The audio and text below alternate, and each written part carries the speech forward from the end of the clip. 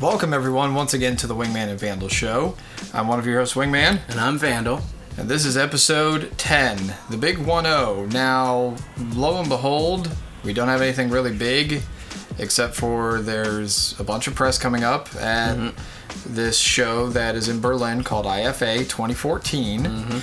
And for those of you that don't really know, it's basically like the Consumer Electronics Show, except it's in Berlin, Germany. Right. That's really about it. With a really funky German name. Was it like International Funkausstellung? Something like that.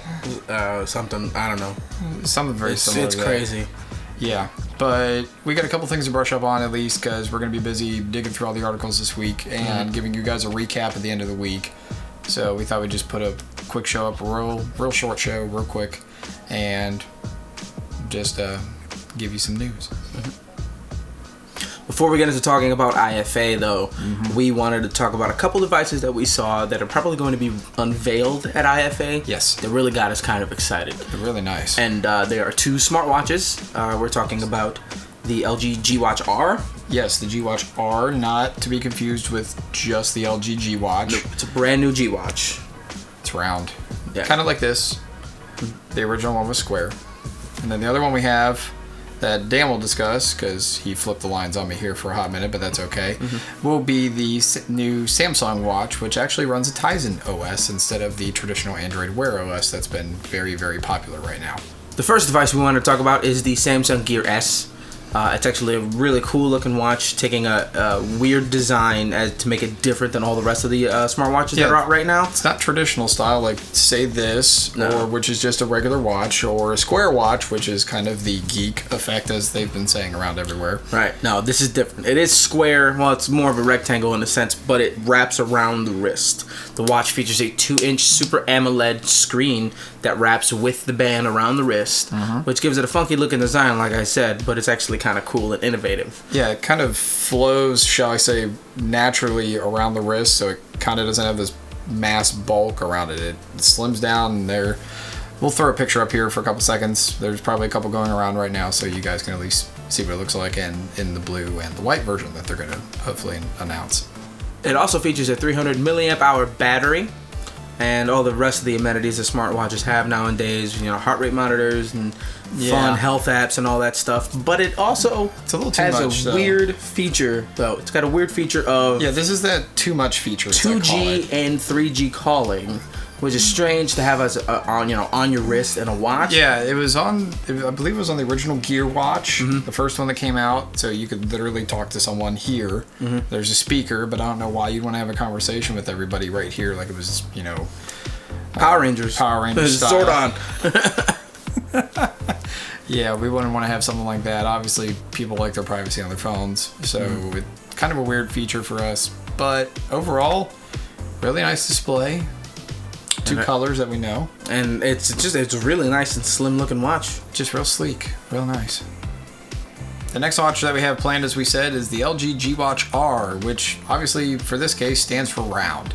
And it actually is taking a punch officially at the Moto 360 in the fact that the Moto 360, there's a little teeny weeny bit down here. I know you guys can't see it here.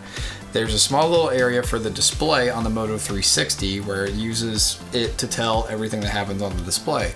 Well, the G Watch R now uses 100% of the display, so you don't have any of those little circuit boards and connectors and all that jazz sitting there and actually taking up the display. Right. Common specs on it: Snapdragon 400, which is actually quite impressive in a watch. In a watch, like it's first gen Android stuff, but it's really kind of impressive. That small, quite impressive. I don't know if that'll hurt the battery though, or be good for the battery. The battery, for the record, too, is 410 milliamp hours, which is a pretty decent size. It's a little bit bigger than the Samsung one. Yeah, everybody seems to be around 300 to 400 milliamp hours, which Samsung's first iteration where they put it on the wristband, that was a bad idea. No, but they're starting to put it inside the housing. Everything's starting to get smaller. It also runs Android Wear, for the record. It does not run a custom OS of its own, and it has the typical things that you would want. It does not have a heart rate monitor, though, I think. Now, don't hold me to it. It's just what we've read from the announcement launch. They could have it there, and we might have missed it. Right. But, or they could be saving it for IFA yes. to unveil. But we're excited to see it, even for both watches, in fact, and hopefully we'll give you guys some more details if anything else comes out. Now, of course, because IFA was earlier today, specifically the Sony and Samsung press conferences, we're going to have full coverage of everything that they talked about later on in the week in a brand new episode. We're going to have a lot of time to just sit down and talk about all the devices that are being released and all the fun software that's coming out. There's also a lot of chipset manufacturers that are at IFA. I mean, this thing literally is Berlin's version of consumer. CES. It's anything and everything, not just mobile. There's a lot of different tech that's happening. There's mobile, there's technology overall. I mean, just generalized tech of like, here's new processors that'll come into the mobile industry. Here might be new graphics setups possibly. New radios that are going to come in from, like, say, Broadcom is actually a very big radio manufacturer for all the US radios, I know for sure. So there's a lot of stuff to cover, and sure, this show's a week, but it's going to be quite busy for us. But hopefully we'll pick some articles that we hope you guys like. And if you guys want us to talk about something, let us know down there. Yeah. Let us know on any of our social media sites. I mean, obviously, number one, that's why they're there. Right.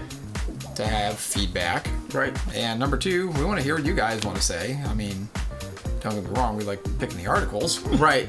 But with the vast amount of news and information that's going to be coming out of IFA, maybe there's something that actually piques your interest that may not pique ours. So drop a comment and let us know what you want us to cover, what you want us to talk about. We'll dive in a little deeper than we usually do on those subjects and figure out exactly what it is that makes all of these devices special and different in their own way. Alright, everyone, that's the show for this week. I really don't know where Dan went, but thought I'd let you guys know. Again, leave us a comment below. Like us on Facebook. Follow us on Twitter. And subscribe. Yes, subscribe like this guy just said here. So we'll talk to you on the next show. Peace.